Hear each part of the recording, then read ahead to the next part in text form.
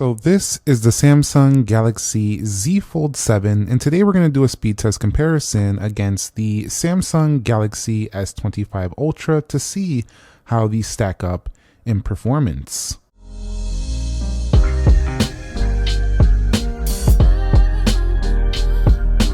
So what is up, guys? Nick here, helping you to master your technology, and let's get right into a boot up test in 3, 2, go, and see which one can get there first. Now, the Samsung Galaxy Z Fold 7 is still available for pre-order. We're on the final day here. I just recently got mine, and so I want to start and kick this content off with a speed test against what I believe is the best Samsung available right now, the Samsung Galaxy S25 Ultra.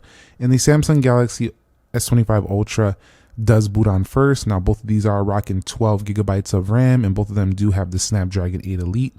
I don't have the One UI 8 on this phone yet. It's still in beta over here for this one, but the Z Fold 7 does launch with One UI 8 beta. But the Samsung Galaxy S25 Ultra did turn on faster. Now you can see they did increase the screen size on the front. Kind of feels a little bit more like a real phone, but it's still not quite as wide as an actual, S25 over here. But definitely it's an improvement over some of the thinner or the more narrow displays of the past on the Galaxy Z Fold 7.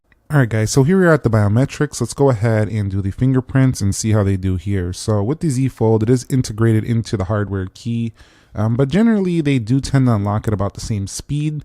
If we go ahead and do that, it's just the one on the Z Fold is definitely a little bit more accurate, I feel like, because you just know if you're on the hardware key that you're getting in there on that phone. Whereas this one on the S25 Ultra, if you miss by even a slight hair, you're gonna miss the sensor. So this one is pretty much all the time, because all you got to do is know I'm touching that hardware key. However, the actual animation and speed of entering is about the same, so no real differences there. Now if we go ahead and look at the face unlock, that works fine there. And this one should work fine as well. So they do bypass the lock screen. You can stay on the lock screen if you would want. That is a setting. But generally unlocking both of these phones is about the same. Moving on to the general operating system performance, one of the things I've loved about the Galaxy S line in general this year has been its performance has been incredible all year long. And while it did take a while to get these phones to this level for Samsung devices, they're now incredibly fast and smooth. Also, in the good lock module, there's a good lock module where you can actually tweak your own animations as well. And over here on the Galaxy Z Fold 7, you'll see that we do have really good performance as well. So we're One UI 8 over here, but the thing is that they don't really feel too much different. It just really depends on, do you want the dual screen setup? Let's go ahead and open it up. And by the way, it is a little harder to open now because it's so thin. It just closes really tightly. I have noticed that already. But it definitely just feels about like the same type of phone, just in a foldable format for the Galaxy Z Fold 7. Alright guys, so here we are at the application test. Everything is closed out now for both phones. And we're going to go ahead and begin with calendar. So you can see no major issues there. Of course, we're not going to have really any substantial issues on either. However, you can see as you are in the Galaxy Z Fold, it does pull up the dock. So when you're on the inner screen, the Samsung S25 Ultra will get out of those apps faster, just because of that.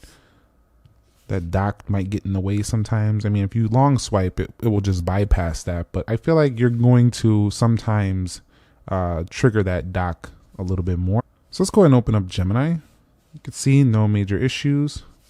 We'll go into Grok. And we'll skip that there. Generally the same. We'll go into Copilot. And you can see pretty much the same. Let's go into YouTube. And YouTube will show more content over here. Let's go over here into the trending. And if we go to music, gaming, movies, you can see overall both of them do give us really good performance. Although you can see the full titles here off to the right. Let's go to gaming real quick. You can see the full title across here. So yeah, the Z Fold, obviously 8-inch screen on the inside, is going to show you more content. That's to be expected. Let's go into Instagram. And you can see if I go here, I can actually see a large format here. But you can see as I scroll up, it's actually not showing more content, believe it or not, than the S25 Ultra. So if I hold this thing, let's go ahead and hold it right here. You can see the S25 Ultra is actually showing more content, even though this is optimized for the foldable. Let's go into X here, and X does load up a little bit faster on the Z Fold 7, and we'll go into Groupon. But I'm happy that I'm seeing nearly identical performance. That's what I wanted to see for the Galaxy Z Fold 7, because the S25 Ultra has been super impressive in that area. Now, gaming, you could see, like I mentioned in my initial thoughts on Z Fold series phones video a couple weeks ago, that the black bar is cut off, and you can see that this game, while it's huge over here, it's not really optimized. It's kind of getting cut off a bit. So you might want to use the outer screen if you want always the best optimization. But the inner screen for maybe things like multitasking and watching a movie, things of that sort. Definitely productivity tasks, the inner screen going to be great. But the statements I made earlier in some earlier videos are holding true. I almost dropped this phone because I knew with this thinness it was going to be a little bit slipperier. And it definitely feels that way. Also, I am missing the S Pen. I just opened this thing up and I'm like, this is a huge display. I really want the S Pen back. That's something I'm thinking already. Although I'm really enjoying just the expansive nature of an 8-inch. It's really nice. It does feel just a little bit bigger on the inside than some of the older Z Folds, especially the 6 and the 5. I think if you're coming from a 5, it's a bigger upgrade than the 6. If we go over here to Call of Duty, you can see it's like more of a big square right here on the right. And it's your standard slab on the left. But, I mean, which one would you rather game on? Would you rather game on something more portable like the S25 Ultra, or would you rather game on this large Z Fold format? Let me know your thoughts down below, because they do make accessories for gaming for like regular phones that allow you to use controllers. I'm not sure they do that for the Galaxy Z Fold. Let me know if I'm wrong down below. But definitely they do launch these games pretty well overall. So I think we skipped Free Fire. No, we didn't skip Free Fire. Let's go back and let's head into LumaFusion. And both of them pretty good. We'll go into Geekbench 6. Pretty good. And 3D Mark. Slightly to the S25 Ultra. Could have been my finger. We'll go over here to InShot. And we'll go into Speed Test Net. And you can see overall pretty much the same. So I didn't see any drastic differences. That's kind of what I wanted to see. I didn't expect it to be substantially different. And the Z Fold 7 is giving you definitely day-to-day application performance that matches the S25 Ultra. So if you wanted the Fold and you wanted that S25 Ultra-like performance, you're going to get it here, at least for daily usage for sure. Let's go ahead and do our RAM management. Now, if we go like this, and one of the things though I have to say is that the S25 Ultra is a lot easier to hold just because of its shape. It also feels more durable in the hand. I love that about this phone. It's just like a tank, super fast, super powerful, does everything. And I feel like it's still the phone that I would rather use as the main, just because of all those attributes. Let's go ahead and take a look now at the RAM management over here. You've seen that was fantastic for the S25 Ultra. All right, so here we go. Let's go ahead and go back through the applications and you'll see performing fantastic on here. I did turn off the, where you have the double swipe right there. Free Fire got a little bit hanged up there. From Goodlock for the Z Fold 7, I did turn that off. So if you're wondering how is it doing that, like you're skipping that side gesture, that's how I did it. And overall, very smooth animations on the device. And if we go to clock and calendar, fantastic. Now, why this is going to be important is because when you use the Galaxy Z Fold 7, you're probably going to use it more in a mode like this, where you are using multiple applications. You might be doing things like that. And having this kind of performance is very important.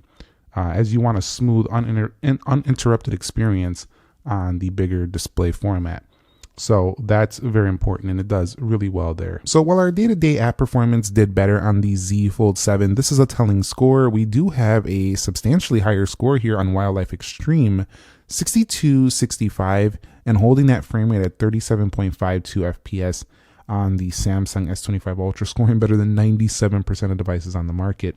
Now over here, I don't know if there was a throttle or something, but 4528, that's 10 FPS lower, which means in extended game sessions, the S25 Ultra will hold that smoother frame rate, especially in things like PUBG, Call of Duty, the likes, games of that sort.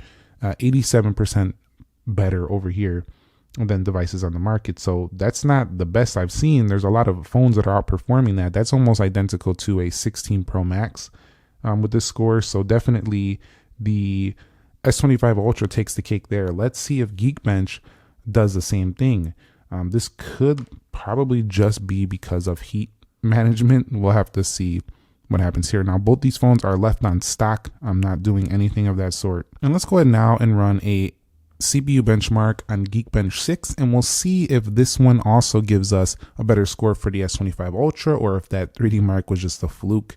I don't think it was. I think the vapor chamber and the S25 Ultra is probably going to remain their ultra fastest phone. That's kind of what it's always been.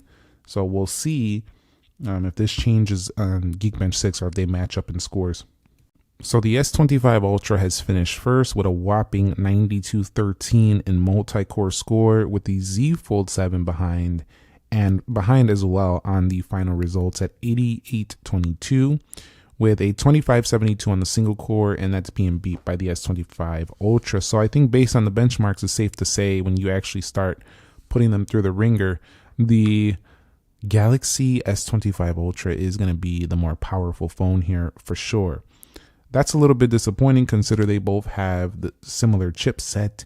I wish the Z Fold 7 had the exact same scores, but it doesn't. But it's still super powerful, and those scores will literally only make a difference likely for somebody who's sitting on a game and playing for an extended session. They might maybe notice a little bit stronger performance for the S25 Ultra, and maybe it might run a quick video render, maybe slightly faster.